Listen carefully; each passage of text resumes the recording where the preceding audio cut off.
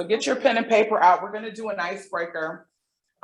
With this, what you're gonna be doing is thinking about all of the different roles that you have, okay? So I'm gonna give you, and I didn't even bring my little stopwatch, but I'm gonna give you a minute to think of all of the different roles that you carry.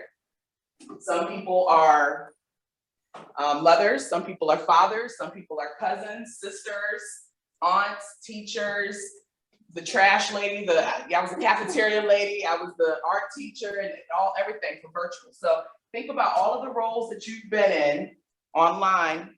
I'm gonna give you guys 1 minute. I'm gonna start the stopwatch now.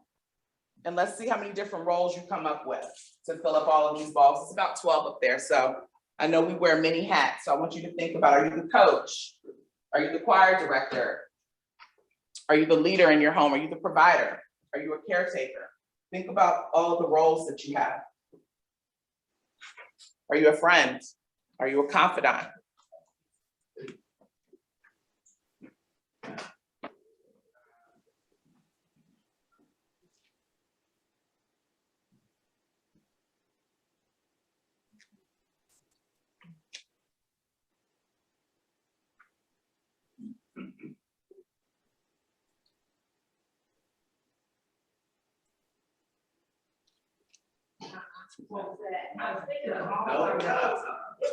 10 more seconds. We're gonna see who has the most. All right, stop. Okay, let's go over some of the roles. Let's see if everybody can tell us some different roles that they have. Who wants to go first? What's the role you have? Maybe something I didn't already mention. Yes, sir? Grandparent, yes. A lot of responsibilities and expectations with being a grandparent. What else? What other roles we have that are different? Caregiver. Encourager, I like that. Someone online is saying something. Did someone unmute themselves and say something? What'd you say? Caregiver. Caregiver, thank you. A caregiver. A neighbor. A coworker. What else? A teacher, a wife. A lot of duties and responsibilities with being a wife. What else? Worshiper. A sister. I heard another one. A worshiper. Online. A worshiper. A worshiper. A worshiper came from online. A worshiper. I heard a husband. A choir member. A resource person for the school system. Everybody comes to me when they need a sub. You're the resource person for the school system. That's Very right. a lot of responsibilities. Now, I want you to go through all of those roles that you have, and I want you to put a positive or a negative based on how those roles make you feel. Do they energize you or do they deplete you some? Positive or negative? I want you to think through each of those roles. Do they energize you? Okay, hold on. A lot of excitement here. Someone said all of them deplete them. Now, come on now. We're going to talk about different types of stress, and not all stress is bad, but I want you to be honestly appraise yourself. We're not going to share your pluses and minuses, but that's for you to think about as we're reflecting all of the roles you carry, which ones energize you, which ones drain you, which ones burn you out faster, which ones get you motivated. Okay, so think about that as we move on to this next slide. So, is this you? Anyone? A lot of people are working from home, but some people have to commute like me. Is this anyone? Road rage, anyone? Road rage? Okay. Road inspiration. Road inspiration. Okay. That's new. I haven't heard about road inspiration. How do you think this young lady feels? Aggravated, stressed. Maybe she was worshiping, like the worshiper online. She might have been full into it at that moment. Yeah. She's yelling with her fist up. Okay. All right, let's go to the next slide and talk about what's going on. So stress 101. So stress is the physical and psychological response to events called stressors. It challenges a person's normal functioning, which is our homeostasis. It's a normal part of life, though. A stressor is any physical or psychological challenge that threatens our homeostasis, and this can be unique to every individual. So there's physical stressors, okay? This can include injury, so that may feel like pain or exertion after you've exercised, noise, overcrowding, environmental stuff where maybe you live in an area where it's pollution, maybe you live in an area that's very loud and crowded, where it's excessively cold, you know, things of that sort. Those are physical stressors that your body feels. Then there's psychological stressors, which could be an interpersonal conflict. It could be isolation. It could be a traumatic life event. We're going to talk more about trauma. Time pressured tasks, peer pressure, expectations of others, and high standards for achievement.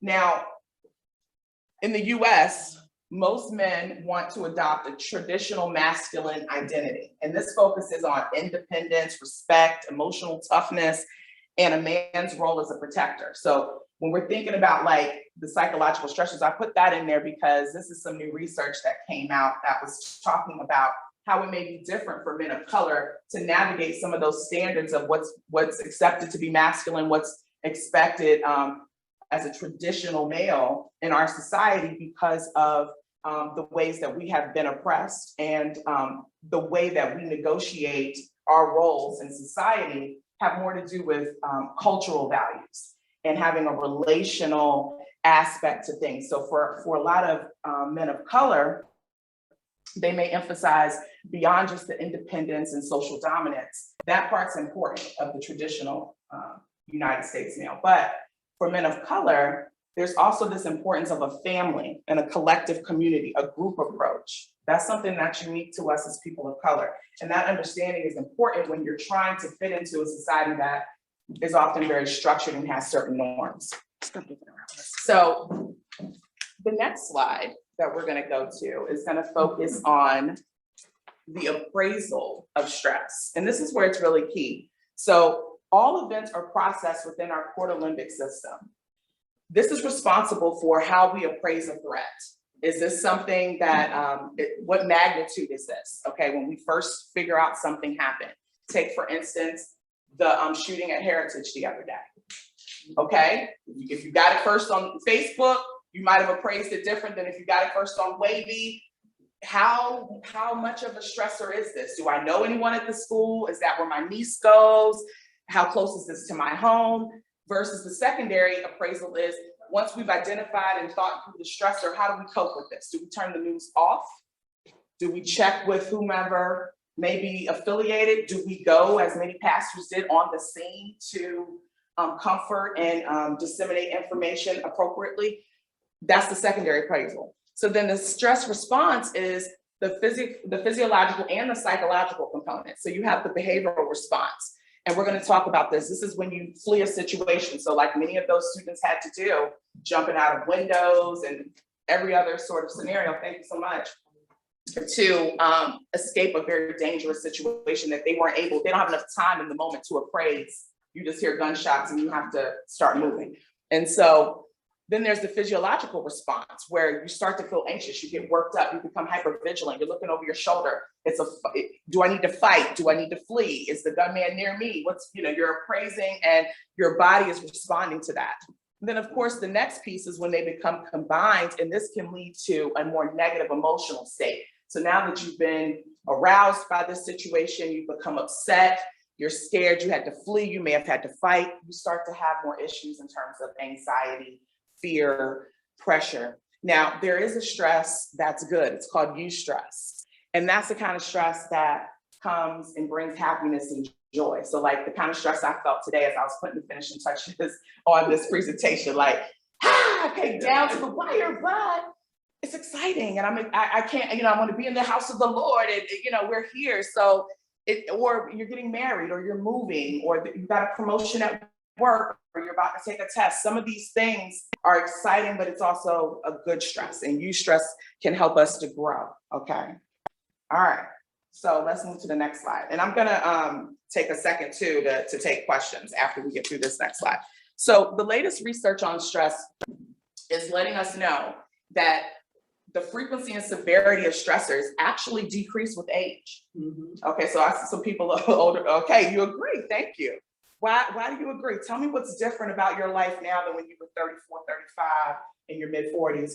What's different? Don't have to worry about work, don't have to worry about children, Okay. don't have to worry about cooking. Okay. So it sounds like you're concerned about being that's a lot of stressors with all of the people that had, you know, being a mom, being a chef, being a, you know, a taxi. Ma'am? That's not 40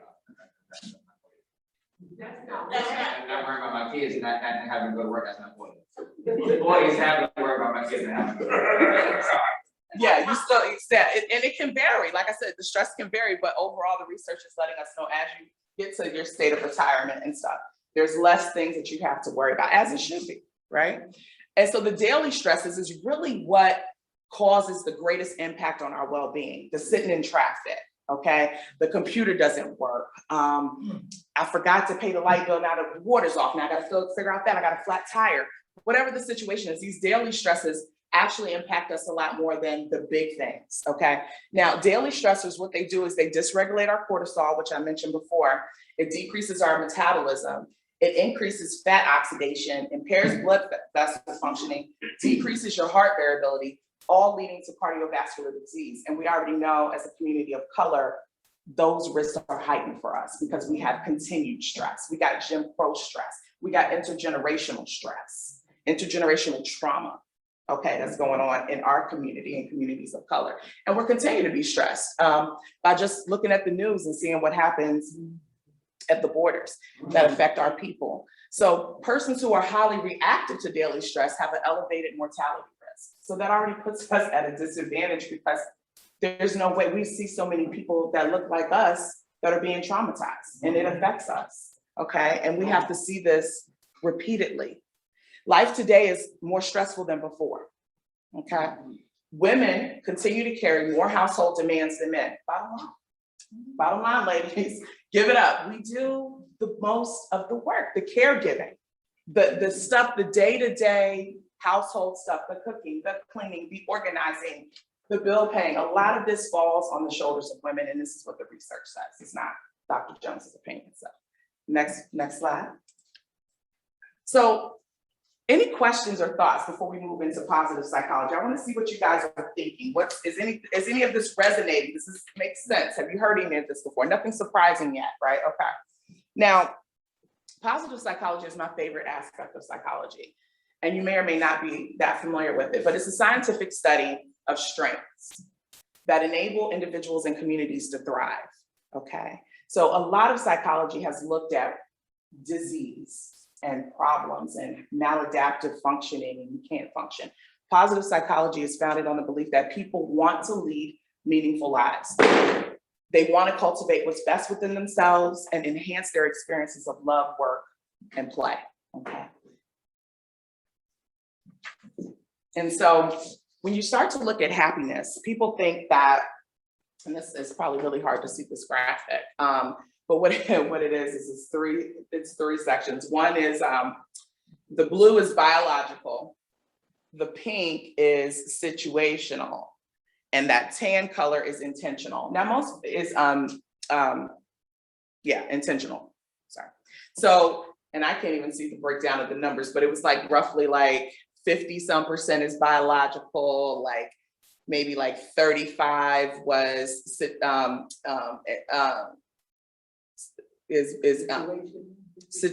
situational is actually the least amount. Intentional is like 35, and then the situational is the least. So that's what people are most people think that their stress comes because I don't have the car I want, I don't have the relationship I want, I don't have the marriage I want, I don't have the money to do what I want to do, I don't have the job I want. People think that once I get the job, once I get the relationship, once I get this health situation covered, then I'll be okay. But really what ends up happening is more of it's based on your intentions. You can actually be intentionally happy. Now there is that 50% that's biological, and we have to, a lot of it's biological, and that's not talked about enough in terms of some of it's set up just from your genetic, your like, for instance, your temperament, the type of baby you were. If you were a colicky baby, if you're an irritable baby, those kinds of things translate into personality. Okay, and some of that you can escape and some of you can't. Now we can plead the blood of Jesus on that part, right? Okay, because that's our gene line. God put us in that family. Okay, anybody know about that kind of family? You can raise your hand, it doesn't have to be you. But the key here is to be inspired that a big chunk of this is up to you, the intentional part. So we're going to talk about that. Let's go to the next slide. So positive genius. The largest section was what? That's intentional. No, I'm sorry, that's situational. That's the stuff we think it's all about, which is, it's my car broke down, I don't have enough money for this, I'm upset about this situation. And that's really not what it is. You have, the biggest chunk has to do with your, so biological is the biggest chunk, that's about 50%. You got about 35 or so, that is the intentional part that you can control. So based on that, the blue is intentional. And Yes. Okay, so. Yes, the blue is And intentional. the right situation. The situational is that small little Sam. Okay, the biological is the right. Is that right? Yeah. Okay. And so we're gonna go into it a little bit more. And I apologize that you can't see it, but it looks so good on my screen at home when I said I had no idea if to turn off. Oh, we were gonna turn off some lights. Let me turn this down and see. But you still can't see the numbers, but it's yeah, but I think it's, I'll pull it. She's yeah. fine? Yeah. Okay, all right. So as I was saying, despite the 50% being biological, you have the ability, this is the positive genius, to deviate from your genes. So it doesn't matter what your gene line said, it doesn't matter what you came from. You can cultivate your realities in a positive way. So only 25% of your success is based on your intellect. So a lot of people say, hey, she's doing this because she's a doctor, so she's just smart. Only 25% got me this doctorate. Only 25%. The other 75% is based on optimism, belief that your behavior matters, social connections, and the way you perceive stress, like we talked about before. How are we appraising stress? Is this an obstacle? Or is this something that is supposed to strengthen me? I'm supposed to learn. This is a lesson. It wasn't a loss, it was a lesson. How are we appraising it? Okay, now, is your mind blown? Let's get some reactions. Let's go to the next page. Who's like, yeah, right? Somebody's like, yeah, right. Like, what do you mean 75% is based on social connections? And who's surprised by that? What are y'all's thoughts or questions? If intentional is a high percentage of you being quote unquote happy, then I would think that corresponds to how I choose to interact or connect, or my intentionality is trying to find happiness in life, which will play into the idea of social connection. Absolutely. You're going after it. You're not just like, well, this is the life I got. This is all there is. You're like, there's something more here. Hold on, I believe down deep, God created me for something big. Okay. So let's see. And is there anybody in the chat? I just want to make sure we're not leaving the people at home. Anybody have a question yet? Is anybody saying anything, reacting to this idea that we can really cultivate our life in a positive way despite our biological circumstances? Okay. All right. So one of the ways to get to this, to change that mindset, you want to click the next one too, so it'll come up, is you want to stop ruminating on your negative thoughts. Here's a quote from Ralph Waldo Emerson. Finish each day and be done with it. You have done what you could do. Some blunders and absurdities have crept in. Forget them as soon as you can. Tomorrow is a new day. You shall begin it serenely and with too high a spirit to be encumbered with your old nonsense. How serious are y'all taking yourselves? At some point, the day is what it is. What happens, and hey, I'm the first one to do it because I love to just express myself. So if something's bothering me, I need to call my aunt. I need to call my cousin. I need to get it off my chest.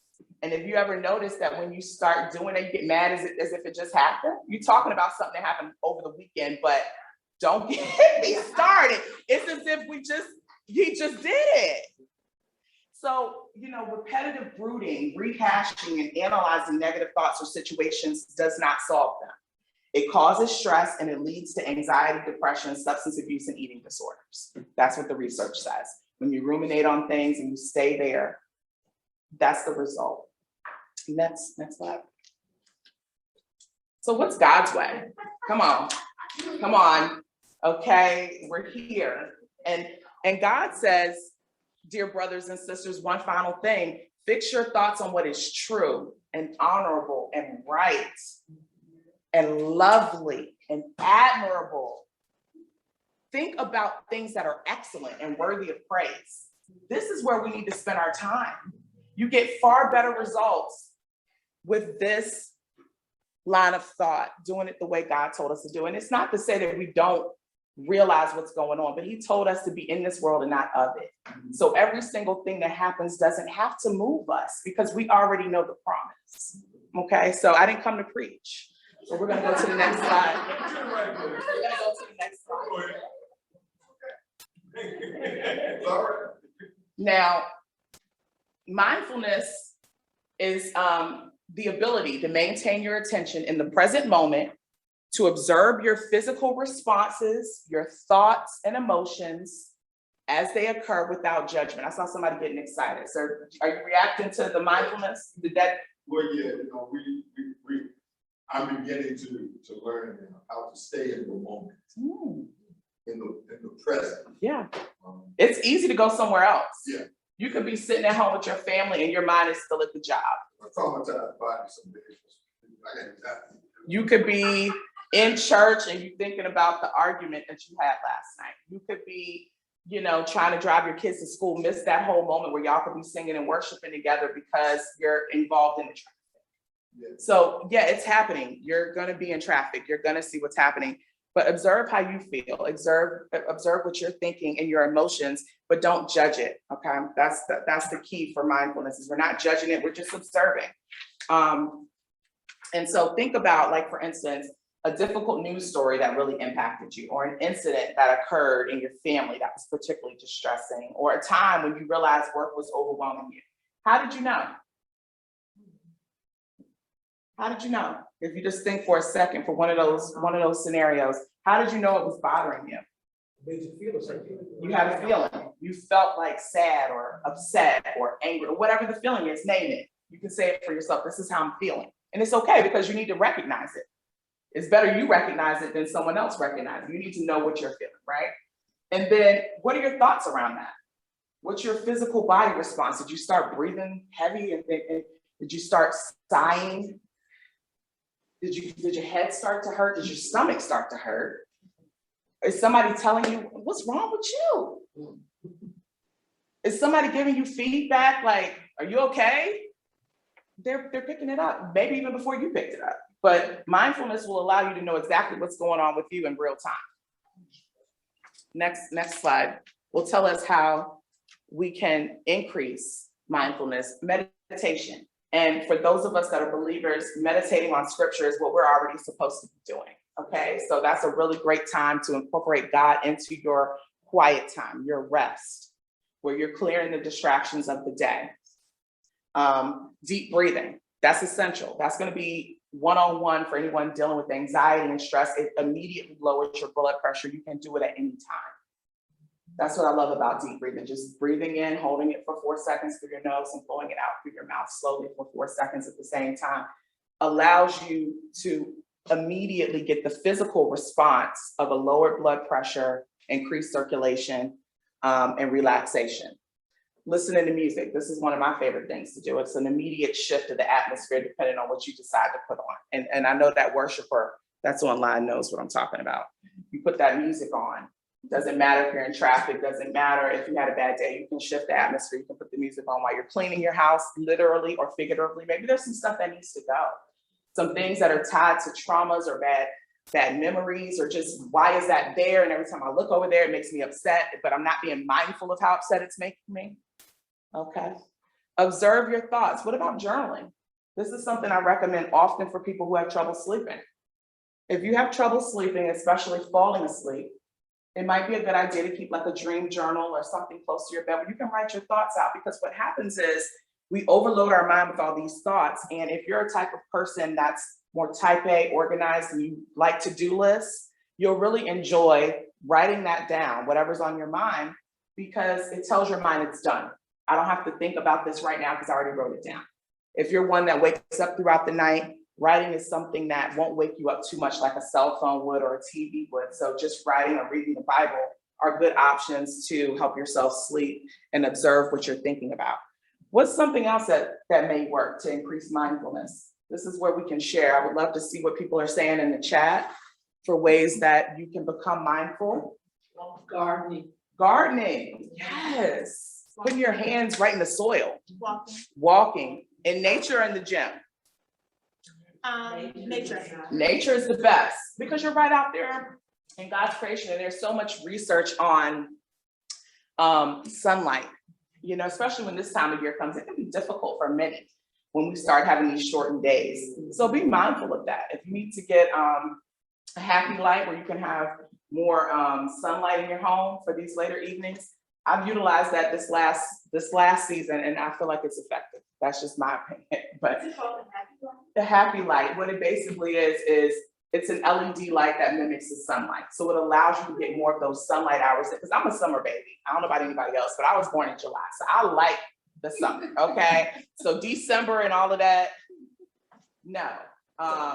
So when I call you and say, my wife is driving me crazy, it's like, No, because it's not even gonna drive, it's not gonna light up the whole room. It's something you just put on the table, maybe while you're, reading a book or whatever you're doing, and you don't look directly into it. So you can just, it's perfect for like if you're reading, and this is like you wanna do it in the afternoon. You don't wanna wake yourself up. This is like around that 4 o'clock time, or in a day like today where it's rainy and it's not a lot of sunlight and you can't get out. That's just one of the things that I found to be effective. And my girlfriends that have that same kind of issue where we don't like this fall, winter time, I've sent them all happy lights. So, you can get it on Amazon. Any other? Yes. And this probably runs under meditation, but I just started thinking about all the things I'm thankful for and saying it out loud. Okay, yeah, gratitude. Absolutely. We're going to get to that. So let me speed. I have no idea what time it is. What time is it? 7:42. Oh, okay, yeah, let's speed through these next. What we got next. Okay, so when the trials come, so some people are saying, this sounds great, but I just lost somebody in my family. Like, I just had a violent incident with a relative. I just was in a car accident. What happens when we go through traumas is it does shatter our assumptions of safety and what things mean. It can change how we look at life. We can blame ourselves. We may not feel secure. The next slide talks about some of the responses that people can have. Sometimes we fight, sometimes we fly, sometimes we freeze, and sometimes we fawn. Fawn is a new one that's being introduced, but I think it's worth mentioning because it's not in the research yet, but it's this idea that people can find themselves in traumatic, mainly relationships, where they become people pleasers. They maybe have went through a childhood trauma and they have to stay in the background. So they don't talk, they don't speak up for themselves. They don't know how to have good boundaries. And so they're often taken advantage of. Okay, so this is a new kind of way to look at trauma that's been developing in some of the research. And then, so the thing that I think is beautiful though is post-traumatic growth. We've heard about post-traumatic stress, and we talked about that on the previous slide, what that could look like. Post-traumatic growth says you go through an extremely traumatic event. For some, they may fall apart, depression, suicide, PTSD. That's the first layer of it, right? For some. There's some though, after about 2 months, you've gone through the trial. That person has passed, you've lost that job, you got out of that abusive relationship, you went through the eviction and you're back on your feet. 2 months, better than before. You get back to your baseline in 2 months, which is basically where you were before the event happened.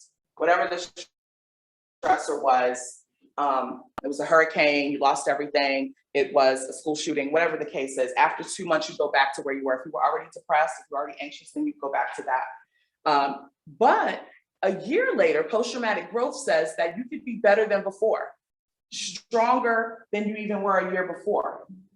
And we'll talk about what that means on the next slide. Because it's a little tough that can be developed when you go through things. The research has shown us that people that had 3 traumas, and I'm talking about rape, capture, torture. The research on these individuals has shown that they had more strength than people that just went through 2 traumas. And you're like, wow, how is that? Well, it's with those religiousness, kindness, hope, bravery, and gratitude. These are the traits of someone who's been mentally tough and resilient. That's the characteristics of these people. And so, like Nietzsche said, if it doesn't kill me, it makes me stronger. But the word also told us that I have told you all this so that you may have peace in me. Here on earth, you will have many trials and sorrows, but take heart because I have overcome the world. You're gonna have it. So you can't look at life like, why is this happening to me? He already let us know what was gonna happen. How are you gonna appraise it? You had, were you gonna say? I got a strange sense of humor. I use that line, it doesn't kill me, it makes me strong.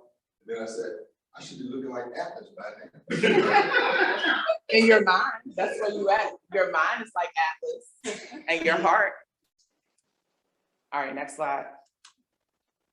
And so resiliency, again, is the hardiness. I love hardiness, the ability to thrive under stress rather than merely survive it.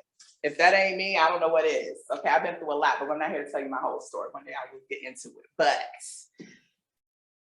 what it takes to be able to strive under pressure is a commitment attitude, a strive to be involved in ongoing events rather than feeling isolated. Again, social connections. You're pushing yourself despite whether you feel like it or not. You have a control attitude, meaning you're taking control over things. You're looking at yourself as, I'm in control of how I'm going to think and how I'm going to feel. I'm going to take authority over my life.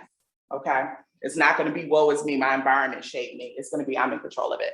It's going to be that you're going to continue to try to influence outcomes rather than lapsing into powerlessness or passivity. There's nothing passive about getting your best life. There's nothing passive about it. Okay. This is outcomes. You have to challenge yourself. It's a challenge attitude. No one's going to grow if there's no challenge. Diamonds only form under pressure. Okay. You have to view stressful situations or changes, both positive and negative, as opportunities for new learning. I'm always telling myself this because there is no loss. You know, there are only lessons. That's what Nelson Mandela said. There's no loss. It's just lessons. Okay. And so when you have that mindset, this is how you become resilient. This is how you become hardy. So faith and endurance, again, let's bring it back to the word. So dear brothers and sisters, when troubles of any kind come your way, consider it an opportunity for great joy. For you know that when your faith is tested, your endurance has a chance to grow. So let it grow. For when your endurance is fully developed, you will be perfect and complete, needing nothing. This is where we're at. This is where we're going. Like every single test is to grow us. It's not just to beat us down. And I have to remind myself, because we go through, you're like, why is this even, like, what is this about? But his ways are higher than my ways. So I'm like, all right, okay, I'm just gonna get perfect and complete. I'm on that road to being perfect, right? These trials are, it's creating endurance. It's creating that resiliency in me, okay? So as we're cultivating this happy life, I wanna let you know what that looks like. So the pleasant life, according to positive psychology, is having as many positive, pleasurable activities as possible. It's multiple and it habituates. So this is just doing the fun stuff. This is just seeking out pleasure, right? Then there's the good life. And this is what they describe as like flow. This is like where you lose track of time. You heard your song and you start driving, you don't even realize you almost passed your exit. You're one with the music. You're dancing and time stands still. This is when you know what your highest strengths are, and then you're recrafting them to fit your life and your family. Okay, so this is really being in tune with yourself. You know what you're good at, you understand yourself, and you're in the flow. The work you do flows because you're under God's will. You know what He told you to do, you know your identity, and you're moving in that. And it flows. It's beautiful. It's like music. The meaningful life, knowing your signature strengths, and there should be a space there, and using them in the service of something larger than yourself. Come on. What are your strengths? What did He put you here to do? It's not just for you. Are you using them in service of something larger than yourself? Like what Third Baptist Church is doing tonight by putting this out free for the public and everyone to gain knowledge. Like this is using it for something larger than yourself. And that's what's meaningful. That's a meaningful life. And so The next slide is going to go into some things that you can do. Happy Life Intervention. I know we're getting down to the wire. So so each of these have like a little thing that you can do. And it's shown to prove that you can create happiness for yourself. And so it doesn't matter how depressed you've been feeling, some of these things might pull you out of it a little. So the beautiful Saturday is take the next Saturday that you can have available for yourself, where you're designing it as a beautiful day. And this is everything you want. This is about creating your pleasure. This is about doing the things you want to do, the stuff you've put off, the things you enjoy doing, the stuff that makes you happy. It's all centered around what feels good to you, okay? And you're going to use mindfulness to enhance the intensity and the enjoyment of the day. So maybe you're going to go get your favorite meal, but you may say, I'm going to eat it outside this time so I can hear the birds chirp, or I can feel just a little bit of warmth before it starts getting cold. That's just me, because I don't want it to get cold, but maybe that's not you, but you decide what makes you feel good and you do that, but you enhance it using the mindfulness, using all of your senses, taking your time to be in the moment. The next one is the gratitude letter. Again, gratitude is so fundamental and changing your life, right? And so I want you all right now to close your eyes. Remember someone who did something enormously important, who changed your life for the better, and you have not properly thanked them. This person should be alive, okay? And you want to write a 300-word gratitude letter to them. Call them and ask them for a visit. I know we got COVID, but make it work, because tomorrow's not promised. Do not explain why you want to visit. When you arrive, read them the letter. Tests show that persons who've done this exercise are happier and less depressed. Well, yes. Maybe you've already done something like this, but maybe you never have, but there's got to be someone that you can think of, right? Do a strength state for all of the couples. Identify the strengths that each of you have. So this is a great activity. I have a activity that I love to do called the Power of Love game for couples, but essentially what you're trying to do is figure out your spouse's strengths, okay? And you design a date where you guys use your strengths. So if your spouse is good at foot rubs, that's a part of the date. If your spouse is good with picking the best restaurants, that'll be, if your spouse is, whatever it is, you work on your strengths, and that's what the date is focused on, is the strengths that each partner brings to the date. All right, next slide. So positive emotions, love, joy, interest, and hope. These feelings actually change our body chemistry. Love, joy, interest, and hope. We need 3 positive emotions for every one to get to that tipping point. So this is very important to remember in relationships. When you're relating to someone, if every interaction is negative, you need about 3 to balance out that negative. So you gotta think about how you get it to a positive place and start saying more positive. Okay, we're gonna be more positive. We're gonna create positive energy instead of negative, because it's so much harder to get to an equal point once you go negative. Think about just something maybe you put on social media and everybody's like, oh, beautiful people, but then there's somebody that just says something weird and you're like, well, what did that mean? And your focus is on that one negative thing versus all of the rest of the things that were so wonderful. So that's just naturally how our minds work. So be open, let go of rigid expectations, be curious, be real. Efforts that we make to cultivate positive emotions nourish us and make us better. This is where the healing comes. Okay, this is how you heal yourself, right? When we invest in those things that bring us positive emotions, we invest in our future. This is for our future health, like we were talking about earlier, those health outcomes. How we're appraising stress. Are we going to focus on every news story? Or are we going to say enough is enough? I used to tell all of my patients at the nursing home when COVID started, before COVID started, really, because once COVID started, I had to get out of the nursing. That's when I stopped going to the long-term care. And thank God I was able to do that. I know everybody could not do that. So shout out to all of the CNAs and probation officers. I mean, it's people out here doing the hardest jobs and didn't have an option to say because of COVID, they're going to step away. But just helping my patients turn the TV off, during the election and during everything. And it's like, when they could just learn to turn the news off, they felt better. You don't have to ingest all that. Get the highlights, get your 8 a.m., 6 a.m. news, get your 6 o'clock news, leave it alone. It's not something that you got to watch all day long. Okay. And especially for those retired folks that have that time. So think about what sparks a sense of curiosity, happiness, or peace for you. Okay, focus on that. That's where you want to spend your time.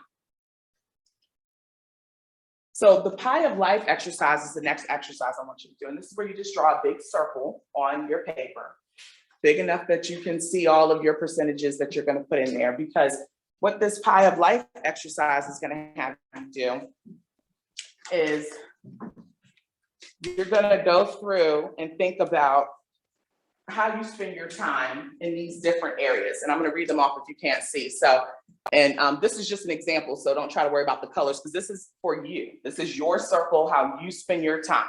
This is your life is the circle. You're in the middle, okay? And so how much do you spend on work? How much do you spend on family? How much do you spend on leisure? How much do you spend on spiritual and religious activities? How much do you spend on friendships or other relationships? How much do you spend on physical health? How much do you spend on charitable activities? This is a good time to see what's important, see what you have been doing. So I want you to just take a moment there and divide your pie up.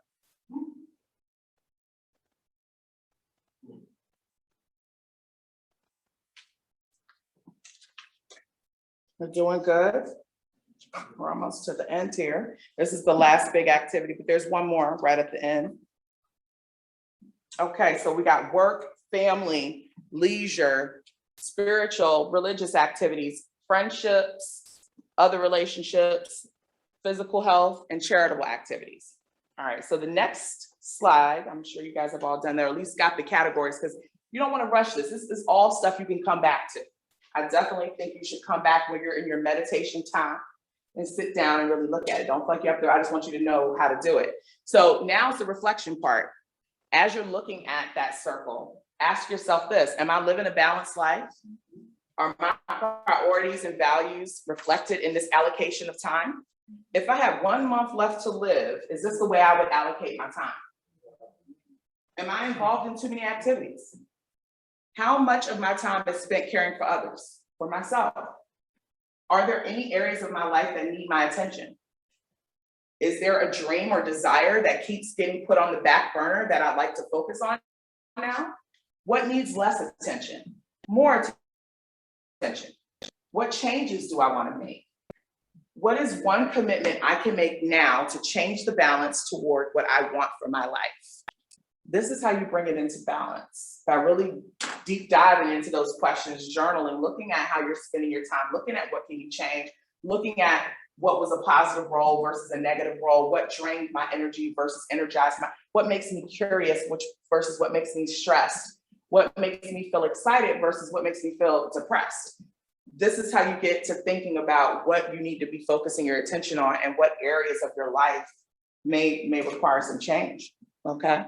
So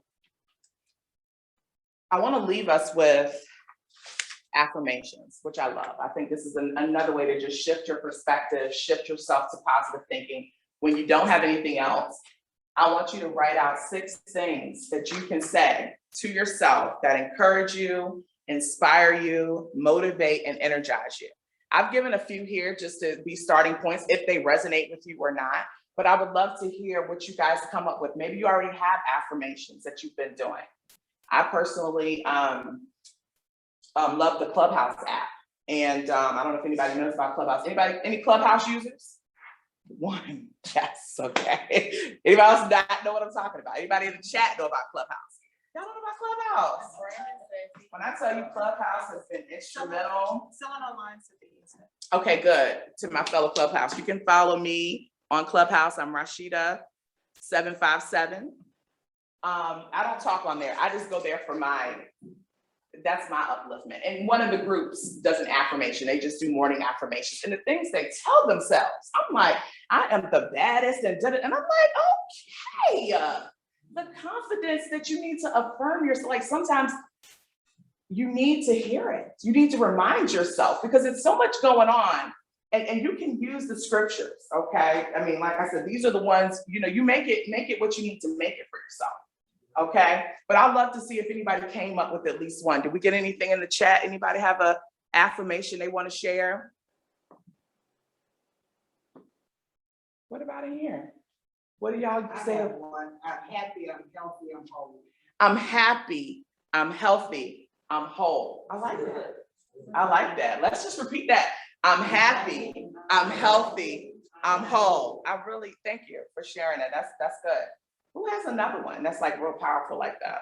Is there one in the chat? Oh, I am the righteousness of God and Jesus Christ. That's I saw that I am the righteousness of God in Christ Jesus. Okay. Yes, you are. What's another? Me, some me. Okay. Let me make sure I love me. Some me. You better love yourself. Because guess what? You're with yourself 24/7. You're never getting out of your own body, okay? Unless you're doing something different and we're not covering that today. But you're gonna be with yourself. So you better love yourself. You better talk to yourself. You better encourage yourself because sometimes your environment's not gonna encourage you. We already talked about that. You're not, your family, where your blood, you may not get that from the world. You're not gonna get it, you know? So you have to encourage yourself and encourage yourself in the word. And so these are a few, but I would love to hear any other ones in the chat. There's more in the chat. There's more in the chat. I'm living my life like it's golden. I'm living my life like it's golden. Yes. Little Jill Scott in there. Hey, that's where the songs come in. What is another one? Okay. So I have really enjoyed my time with you all today. This is the time to ask me questions, give me comments, let me know your thoughts on this. I thank you so much for Third Baptist Church having me here tonight and for everyone tuning in online. Do we have any questions, any thoughts?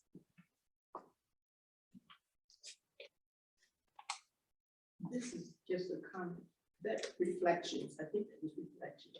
I would love to have you make a copy of that. Those questions to ask yourself about your path life? Absolutely. I can share the PowerPoint with you all. All right. Just get ready. Yeah, that's the pieces into that. Positive psychology, the biological situation, tension. Good, even without the visual being clear. I love that. I will, when you see it in the PowerPoint, when you get it in your email, you'll be able to see the percentages. So yeah, good, because people don't realize there's another side to it. And that's why when Pastor first said it said mental illness, I said, hold on. We gotta change this to mental wellness because the illness piece has been focused on a lot. That's what we focus on is the pathology. What's not focused on is those outliers, people that are success stories despite it all. The roses in the concrete, the people who've overcome, like there's something to that. There's a whole science to that. And that's what positive psychology is. It's focusing on the overcomers, the people who have made a way out of no way, the people who are resilient through it. You're like, how in the world did you go through, war and torture and you immigrated here, but you still became a doctor in war-torn countries, and the people that have gone through the most are doing the most success. I mean, look at our immigrants. I mean, you can start there. You know how many success stories we have from immigrants? Any other thoughts? Any other questions? Any other comments come through? Oh, yes, I'll put it back on there. Sorry, Yeah, you can feel free to email me if you would like a copy of the presentation, anyone that's online. I would try that journal because I used to be able to sleep just very well. That's Yeah. one thing I did, but I didn't stay in bed until after 6 or 7 or something, but when it was time to sleep, I slept. Right. But as I got older, I'm finding that insomnia is one of the characteristics of some people as they're getting older. Mm-hmm. Now in my mid-60s. Oh, wow, you look fabulous to be in your business. Oh, thank you. Yes, ma'am. Yeah. See,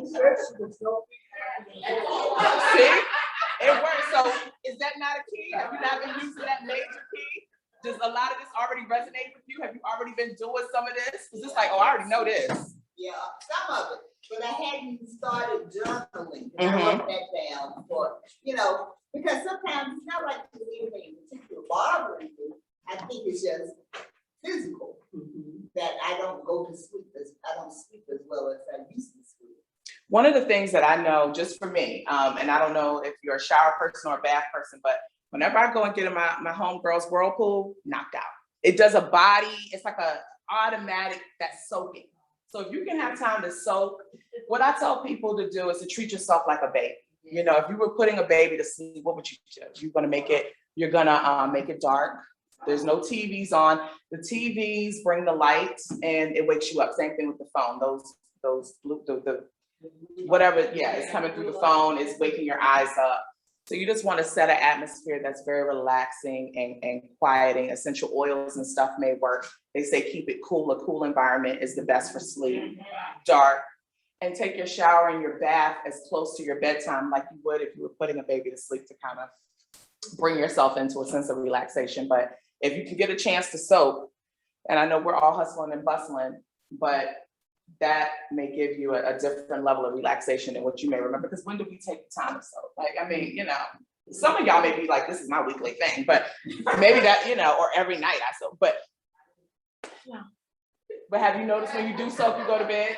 I mean, if I go to her whirlpool, I'm knocked out. So, I mean, that has worked well. And exercise can be good, or, you know, if you're not so close to bedtime, but depending on what you're doing, if you're doing stretching, yoga, some of that can be very relaxing. So, and I also encourage people, you can go on YouTube and do guided sleep meditations, where you just have that playing in the background quietly. They may have music and someone just gently talking you off to sleep.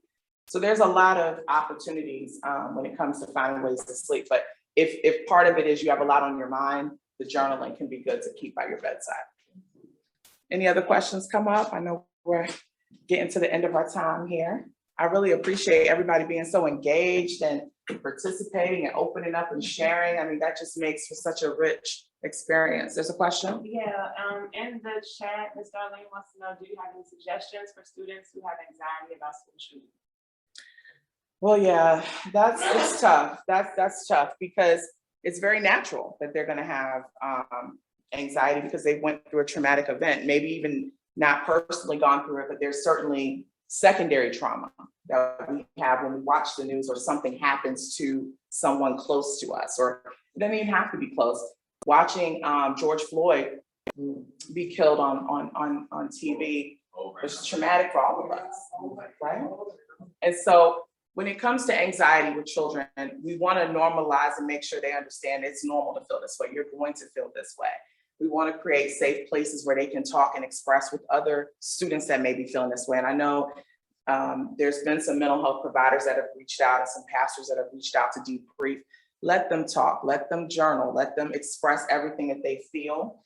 I haven't followed the shooting at Heritage since the event happened. So I don't know if they're still on virtual or not, but they are. So, you know, only keep them as informed as they need to. I know they're probably on social media and inundating themselves with this, but try to keep those same parameters that you would put on yourself, even more so with children, because this can be very life-shaping. And certainly don't be afraid of therapy. I mean, anxiety can come from a lot of different things. It doesn't have to be a trauma that occurs, but trauma-based disorders like post-traumatic stress are certainly something that can heighten any underlying conditions that they might have. So yeah, I would definitely say reach out and get support. Don't feel like you have to do it alone, because parents we're already in a pandemic. Okay, like third week of school, my son, somebody's already been exposed in his class. And so now, you know, you got to go get him tested, and we're taking hours to get tested. And thank God that it's negative and we're negative, but that's already going on before even a shooting. We're not even through the third week, the first day of the third week. Now we're back to school shootings and then all these copycat things. So it can heighten everyone's expectation, but teach them what you've learned tonight about the appraisal of stress. Okay, did this happen at my school? Okay, these don't typically happen, even though we see it on the news. And this was not a mass shooting. This was not an active shooter. This situation, from what I understand, could have happened down the block. But since it happened at school, it traumatized so many more people because of the incident of violence. Unfortunately, we have a lot of incidences of violence in Newport News. So don't let this situation translate to everything, because If this had happened down the street, would you have felt the same level of anxiety, even though it may be the same amount of risk involved? Because there was 2 people that were injured, no one died. So focusing on what is good. It wasn't a mass shooting. It wasn't an accident. Like a lot of times when people have gone through a trauma, we generalize that everything's dangerous. Now all schools are dangerous, when in fact, that's not the truth. And looking at the stats, school shootings are very rare, even though it seems like they're happening all the time because the news reports them all the time. But if you look at the stats, it's relatively safe. And there may be more measures, hopefully, that the school system's gonna do in terms of metal detectors with those poor kids, just thinking about them having to go through metal detectors the rest of their lives. But, you know, depending on if, you know, using the skills you learned today will be helpful, but with children, don't hesitate to utilize therapy. The most effective treatment for depression, anxiety, and PTSD is therapy plus medication for adults. Children they may not necessarily need medication, but for adults, that's the most effective. Any other questions? Any other thoughts? I appreciate all of my supporters tuning in, my friends and stuff that got on here. I appreciate you guys. I know you said that you treat adults with therapy and medication. So what is the medication supposed to do for them? As opposed to, you know, just talking through it and focusing on the positives and going through the reflections and everything that you taught us here. But what is the benefit of having medication? That's a wonderful question. Thank you for asking. To make sure everyone heard that online, the question from the live audience here is, what is the point of the medication? What is the necessity of the medication in addition to the therapy, instead of just using the therapy, the talk, and the interventions that I outlined today?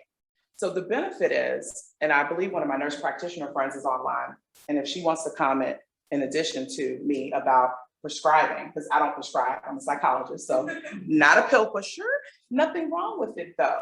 I like holistic, okay? So therapy is holistic, very little side effects, right? Unless you get the wrong person, but we're not going there. I'm doing trainings to help people be culturally competent.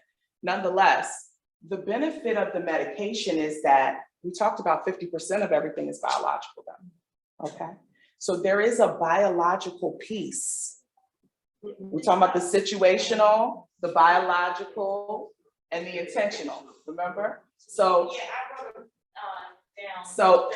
so the piece of the piece of the puzzle that medication fixes is that biological component. When you're talking about chemical imbalances, you're talking about you know, conditions that cause people to hear voices. You're talking about conditions that cause people to feel panicked and to feel shy. Like I said, some of that you see from infant age to where people are just irritable, people are difficult to calm, easily startled. There's a lot of characteristics that even you can see in a child very early. And so the benefit of medication is that it can help some of that stuff when we're talking about, I can't sleep, I'm having nightmares, I am depressed. You have a chemical imbalance that causes depression. Some people, therapy alone is not going to do it. They may still feel suicidal. They may still hear voices. I've worked in psychiatric hospitals. Ain't no therapy in the world, okay, going to be enough for some of those conditions. That's why they're in psychiatric facilities, for people that can't be managed in the community. But for the average person, whether you're treating anxiety, depression, or PTSD, the research says that therapy plus medication yield the best results. So you're taking care of the mental piece where you're working through and learning your patterns, getting insight into your behaviors and your motivations and things that we talked about here, but it's more personalized and strategic just for you. But then you also, for some, still need that medication piece because they deal with panic. They can't sleep at night. No matter how many times that they tried to affirm themselves and do meditation, they find themselves in panic mode. It's affecting their work. This is when you know you're dealing with a mental health problem, is that it's affecting your social life. Okay, like you're losing your marriage, your spouse, significant other saying you need to go get some help. I'm gonna leave you if you don't go get some help. Your family members don't talk to you, they're pointing out the problems that you've had. When it starts to affect your social life, your occupational life, you're losing your job because you're making mistakes, you can't concentrate, you're, whatever your situation may be, where you can't get motivated to get out of bed. People that are dealing with major depression, it may be hard for them to brush their teeth. So there's levels to mental health. Not everybody's gonna require medication. Some people, they can just do a couple of sessions with their therapist, with their coach, and it's not an issue, especially if there's not a family history of mental health. So not everybody's gonna need medication, but there certainly are some that will. And that's not something to shy away from. There's no shame in it. I mean, it would be no different, like I'm wearing glasses. Okay, now I have faith that God could heal me to see, but am I gonna try to tarry through life running into stuff and can't see good when there's a prescription available that helps me to see 20/20? What about high blood pressure? I mean, we're not gonna go through all the conditions, but let's not separate out mental health from any other condition that you would take medication for. Do you just pray every headache away, or do you take medication for it?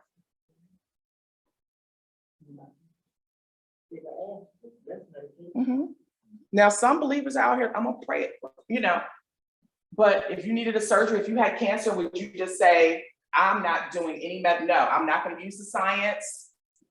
I'm just gonna do therapy for this. It will help a little, but there may be something more effective that if you combine the two, you'll get better results. So hopefully I'm answering your question as to why medication is necessary. Not for everyone, but for some. It depends on the severity of your symptoms. And then also the distress you feel. Because like I said, some people have been through things, but they've been able to appraise the stress to where I just grew from this, I'm not still bothered by this. But we all know people who went through something in 1985 and it's still coming up. Come on. Y'all don't know. I know exactly who my person is. That person, it doesn't, therapy alone, and that person probably won't even get therapy because they don't want to acknowledge, but therapy alone may not be enough. And it depends on the severity. And there's definitely people out here, and this is why we have to use kindness and gentleness. There's definitely people out here that are struggling and they need it. And we don't want any more school shooters. We don't want people that are that impulsive. I'm not saying medication would have solved that, but there was probably a pattern. Once we start looking, there was probably some signs. One more question on that. And it is, are there certain type of biological markers that indicate that people can be tested for? There are. That's a beautiful question as well. And again, I don't know if my friend is on there, but yeah, they have started. Again, a lot of psychiatry practices are starting to test for biological markers. And what it lets you know is not to say, hey, you'll definitely get schizophrenia, you'll definitely get this, but to let you know what medications would work best for you based on your blood chemistry. So they're getting more and more scientific to better serve people based on their symptoms and the things that they present with. So again, I wouldn't be shy to get the information because people are trained in this. They've done years and years of work in this, and they can really help you get results. At the end of the day, it's about the results. Right. It's not about, well, what does it look like? Or somebody said this. This is your journey, and you have to decide, because the other piece besides, is it affecting your relationships? Is it affecting your work and your academic functioning and that sort of thing? Is it affecting you? How bad are you feeling? And usually when I'm doing my assessments, I give everyone a screener that kind of covers a variety of symptoms. And you can tell based on their severity, how much distress they're in, and not everybody's distressed. So that's another, not everybody has a mental health problem. So, but there are times when we become debilitated. That's when you look at the severity of the things that people are going through. So, any other questions? I know we went over, but I appreciate the engagement. I see that chat just probably hasn't been open, but everything, we've covered everything. Yeah. Well, I thank everyone so much for your time and for your attention. I mean, this has been amazing. I'm so happy to be in person, and I hope that this information has been helpful to you. I'm certainly happy to follow up with any questions and stay after if anybody has any questions. Thank you all so much.